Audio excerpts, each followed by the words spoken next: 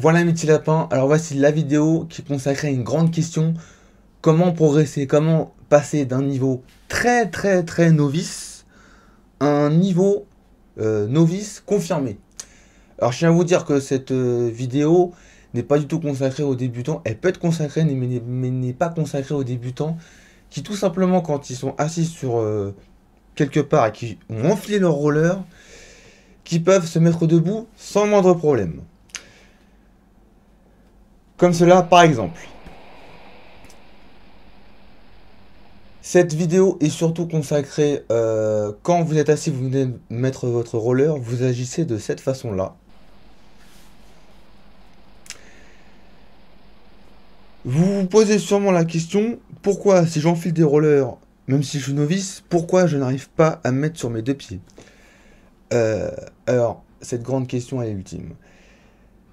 Comment faire pour arriver à progresser à ce niveau-là? Alors bien évidemment, se mettre debout. Mais pourquoi je tiens pas debout? Vous tenez pas debout parce que tout simplement, vous savez pas vous mettre debout. Alors bien évidemment, pour vous mettre debout, alors vous savez pas le faire, faut quand même le faire. Parce qu'au bout d'un moment, faut se mettre debout. Mais pourquoi je progresse pas? Pourquoi Pourquoi je... J'ai remarqué souvent certaines personnes qui m'ont souvent posé la question, et j'ai regardé ces personnes-là, parce qu'on m'a demandé un commentaire, pourquoi j'arrive pas à progresser, de passer d'un niveau novice à un niveau novice confirmé. Parce que bien sûr, pour être confirmé et progresser, il faut bien sûr arriver à tenir debout sur ces rollers et avancer sans le moindre problème. Alors pourquoi quand je me mets debout, quand vous vous mettez debout, vous n'arrivez pas à tenir sur vos rollers? Et bah l'astuce que je vais vous dire, elle est ultime. Et il y en a beaucoup qui oublient ça. J'ai vu beaucoup des enfants aussi qui ne mettaient pas ça. Alors le mot va peut-être vous parler. C'est bien sûr la solution ultime, les protections. Surtout les protections pour les mineurs, normalement, moi qui suis initiateur et qui donne des cours depuis quelques années maintenant, avec la pandémie mondiale, ça s'est un peu très ralenti, voire j'en fais quasiment plus. On a créé, justement pour les rollers, un casque, on a créé des poignées, on a créé des genouillères, on a créé des coudières. Je sais que c'est ultra chiant, mais même moi quand j'étais petit, j'en mettais. Le casque, normalement, il est obligatoire partout. Bon, moi, quand je donnais cours, je l'obligeais pas parce qu'on restait sur une petite place et on faisait des toutes petites vitesses. Donc à ce niveau-là, le casque n'est pas obligatoire. Mais le casque est obligatoire généralement quand on fait de la vitesse, quand on fait du skatepark ou quand on fait du roller derby. Parce que on peut vite se cogner comme des rugbyman. Mais ce que j'oublie généralement, et dans les assurances, les médecins vous le diront, c'est les protège-poignets. Alors ça, c'est vraiment un truc que je ne comprends pas. Surtout chez les enfants ou sur ceux qui en mettent jamais. Alors quand vous êtes confirmé, c'est bien plus différent.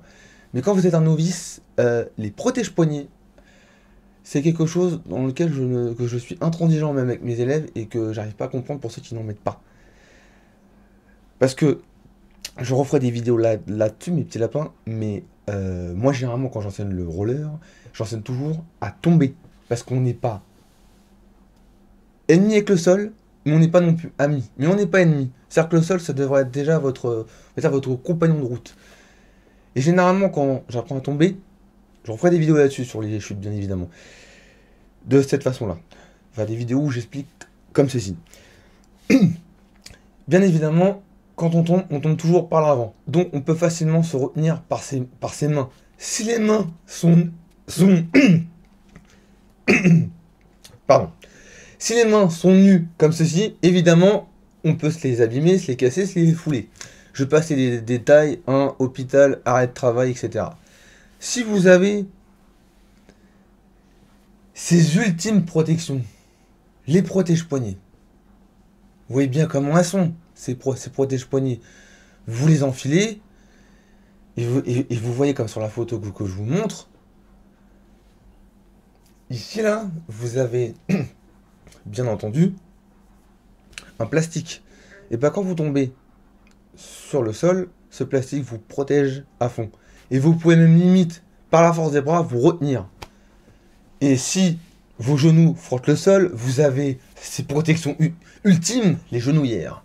Donc évidemment, comme il y a du plastique à l'endroit où les genoux vont frotter sur le sol, vous vous ferez pas mal. Donc est-ce que vous comprenez l'astuce? Si vous ne savez pas tenir debout au moment où vous vous relevez, eh ben, il faut ces deux protections ultimes. Après, les coudières ne sont pas forcément obligatoires à ce niveau-là.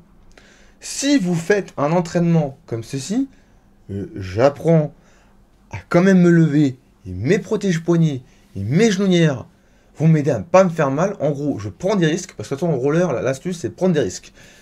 Je prends un risque de me mettre debout parce que je force à me mettre debout pour me dire c'est pas compliqué, bordel.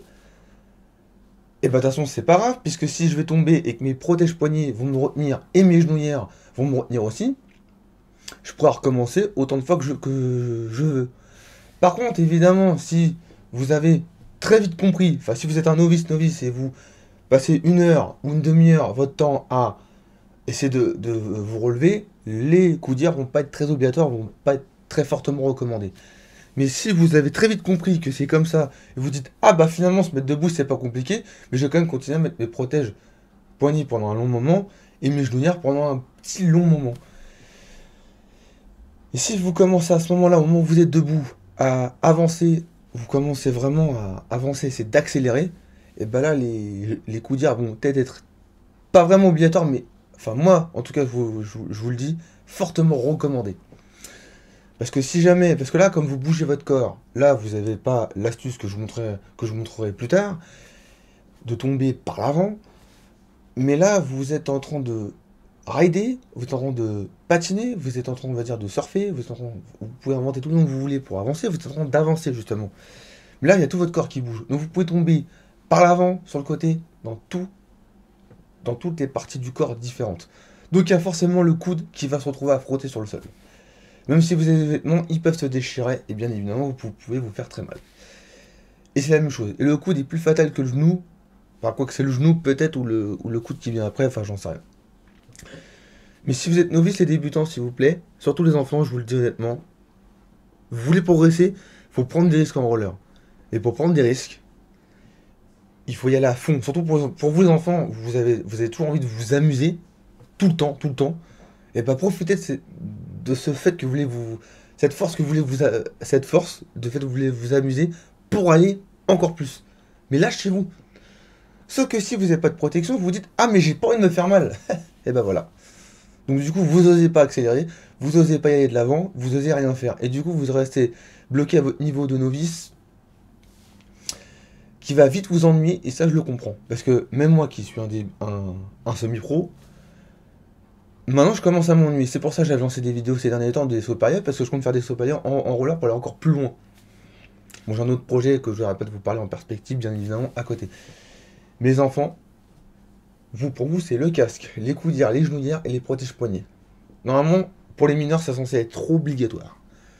Comme ça, si vous avez vos protections qui sont bien mises, et ça, je vais revenir un peu plus tard sur le fait que ça soit bien mis, vous avez vos protections, vous êtes équipés, et bah là, vous pouvez vous lâcher. Si vous tombez, c'est pas grave, vous avez les protections. Donc vous êtes protégé. Et là, vous apercevez qu'il y a un tout autre niveau où vous pouvez vous y intéresser, qui est très facile. Accélérer, après freiner. Après, bon, bah je tombe, c'est pas grave, je relève et je recommence. Généralement, vos parents peuvent vous l'enseigner pour vous, les enfants. Vous relevez et vous recommencez. Quand on tombe, on se relève, on recommence. Et pas vous faites pareil. C'est exactement pareil en roller. C'est pour ça que les protections sont obligatoires. Même moi, mes élèves mineurs, de toute façon, peut-être pas le casque, parce que quand on est sur une petite place où on roule pas vite, le casque n'est pas forcément obligatoire. Mais bien évidemment, je n'ai jamais encore emmené des enfants dans mes balades. Mais le jour où j'emmène des enfants, bien évidemment, s'ils sont mineurs, des enfants, c'est casque, c'est intégralité obligatoire. Maintenant, je vais venir sur un point, et ça va être le sujet de la fin de la vidéo, justement. Les protections, bien évidemment, pour les coudières, les genouillères, ça se reconnaît. Les coudières sont plus petites que les genouillères, ce qui est normal, parce que les genoux est plus gros que les coudes.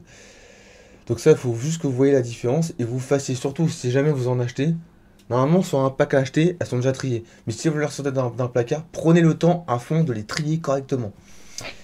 Et surtout, et ça je referai une autre vidéo là-dessus pour vous l'expliquer, les protège-poignets, il faut surtout qu'elles soient bien mises à l'endroit. Alors je vous remets une photo sur la vidéo justement. Le bout de plastique qui vous protège, faut qu'il soit bien évidemment ici. Et pas à l'envers. Mais ça je vous referai une prochaine vidéo là-dessus où je vous expliquerai comment il faut faire, bien évidemment. Ou sinon, vous avez un ancien tuto quand j'ai commencé ma chaîne. Vous la retrouverez, c'est les tout débuts de la vidéo. Et la miniature, c'est un fond vert. Pour essayer de la retrouver. Donc pour les novices qui ne savent pas vraiment tenir debout au moment de se relever, n'oubliez pas que les protections, c'est quelque chose qui est ultime. Alors pour les mineurs, c'est encore pire, c'est obligatoire. Mais pour les adultes, c'est fortement recommandé si vous voulez progresser. Et bien voilà, mes petits lapins, c'est la fin de cette vidéo. Donc si ça vous a plu, je vous invite à lâcher un gros pouce bleu, ce qui me fait plaisir. Abonnez-vous et activez la cloche des notifications si ce n'est pas encore fait. On n'arrive pas loin des 100 abonnés. Voilà, donc j'espère que ça vous aura été utile. Et sur ce, n'oubliez pas qu'un rider avance toujours droit devant.